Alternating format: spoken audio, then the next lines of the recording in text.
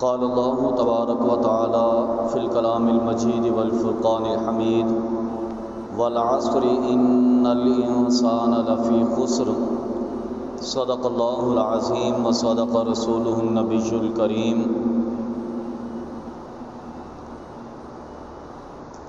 إن الله وملائكته يصلون على النبي يا أيها الذين آمنوا صلوا عليه وسلموا تسليما اللهم صل على سيدنا ومولانا محمد وعلى آل سيدنا ومولانا محمد وبارك وسلم سبحان ربك رب العزة عما يصفون وسلام على المرسلين والحمد لله رب العالمين۔ بے پایا حمد و ثنا خالق لم یزل اللہ رب العالمین جل جلالہ کی بعد ازاں کروڑوں درود و سلام محسن انسانیت سرور انبیاء تاجدار مدینہ حضور سیدنا آقا علیہ الصلوۃ والسلام کی ذات اقدس پر کہ جن کے وسیلہ جلیلہ سے اللہ تعالیٰ نے یہ دین متین عطا فرمایا۔ قرآن مجید فرقان حمید کی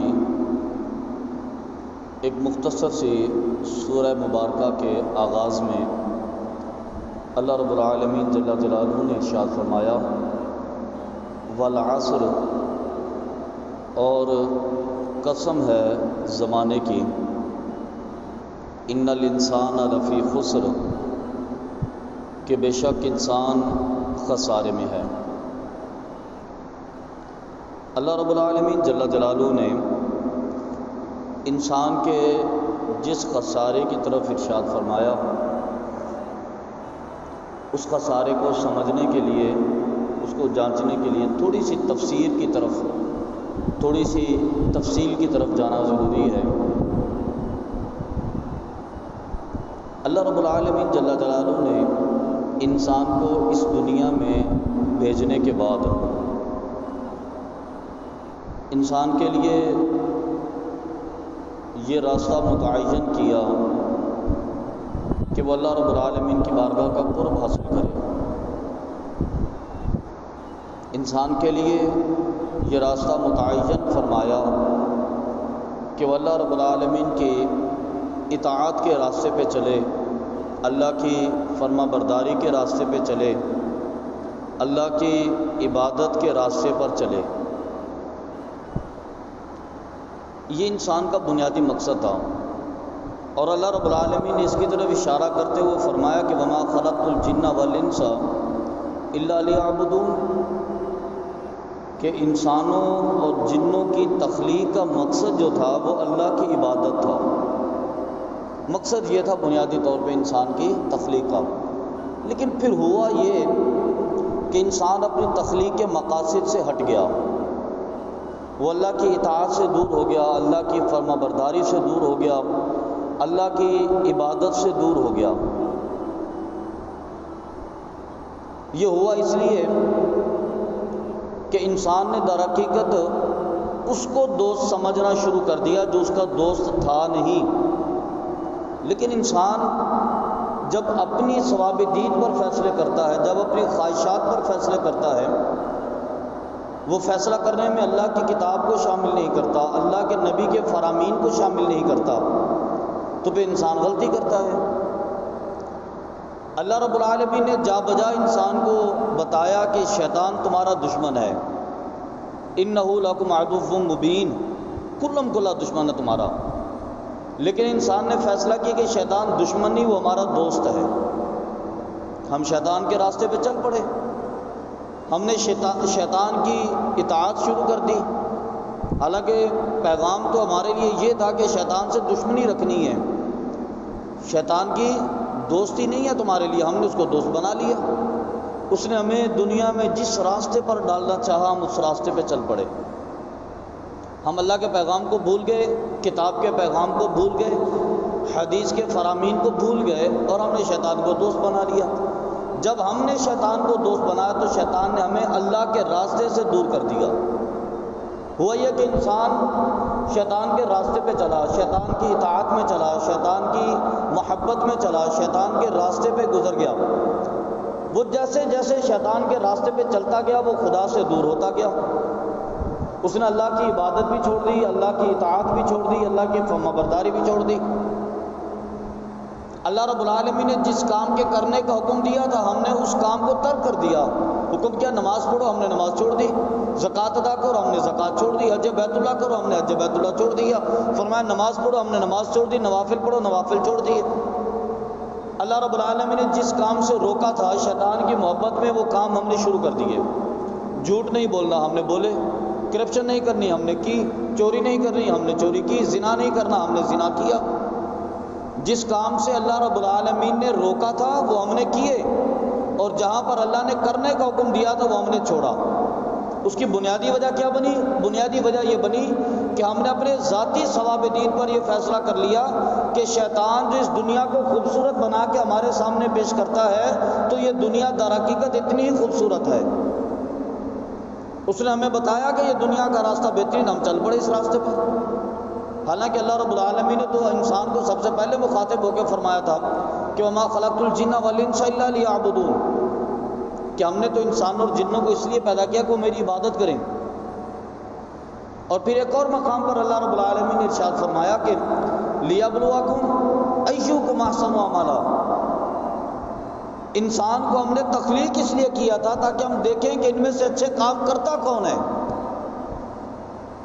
مقصود تو یہ تھا، جانچ پڑتال تو یہ تھی کہ یہ بندہ کون سے اچھے کام کرتا ہے اور کون کون اچھے کام کرتا ہے، یہ جانچنا مقصود تھا اللہ کی بارگاہ سے۔ اللہ رب العالمین ہم کو تخلیق کیا اور ہم نے اس کو بتا دیا کہ ہم کون سے عمل کرنا چاہتے ہیں۔ تو جب یہ سسٹم میں تفاوت پیدا ہوا، اب اس کا نقصان سب سے پہلا یہ ہوا کہ جب انسان ایک گناہ کرتا ہے نا، نبی کریم صلی اللہ علیہ وسلم نے فرمایا، بڑی مشہور حدیث مبارکہ ہے، فرمایا کہ جب انسان ایک گناہ کرتا ہے تو اس کے دل پر سیاہی کا ایک نقطہ لگا دیا جاتا ہے۔ جب دوسرا گناہ کرتا ہے پھر دوسرا سیاہی کا نقطہ، پھر تیسرا سیاہی کا نقطہ۔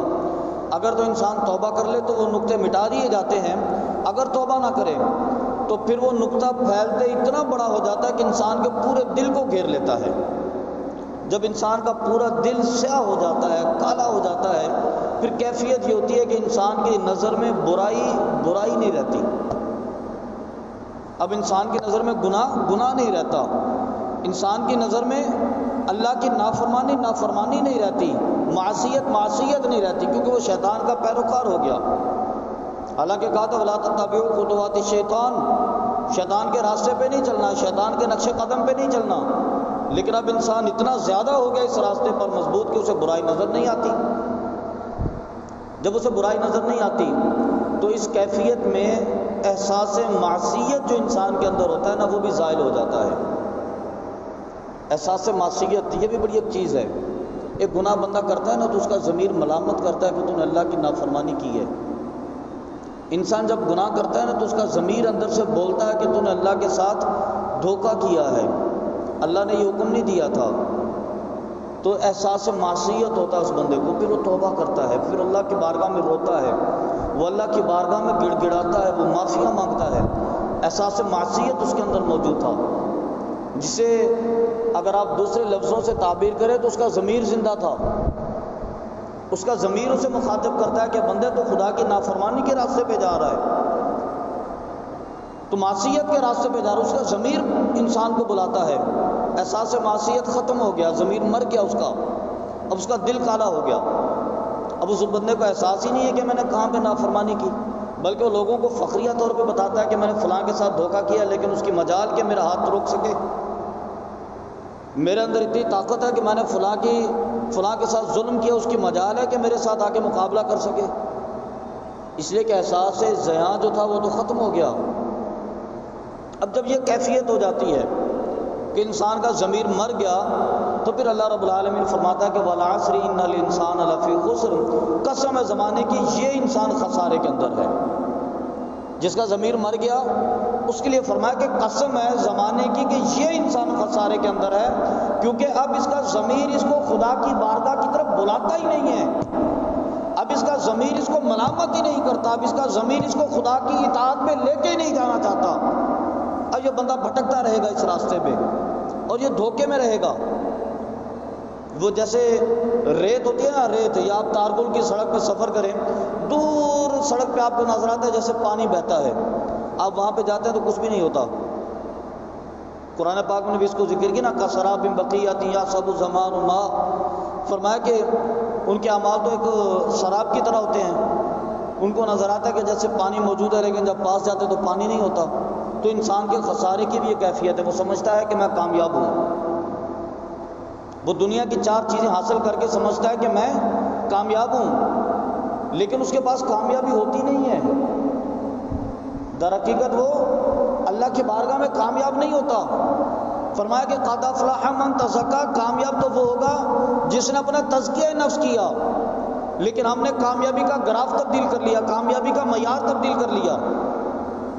ہم نے اپنی عقل سے فیصلے کیے نا، اللہ کے قرآن کو چھوڑ دیا، ہم نے اپنی عقل سے فیصلے کیے۔ جب ہم نے اپنی عقل سے فیصلے کیے، ہمیں یہاں پر آ کر بھول ہو گئی کہ انسان خبردار، کامیابی کا معیار وہ نہیں جو تو نے بنایا ہے، کامیابی کا معیار وہ ہے جو اللہ نے تمہیں عطا کیا ہے۔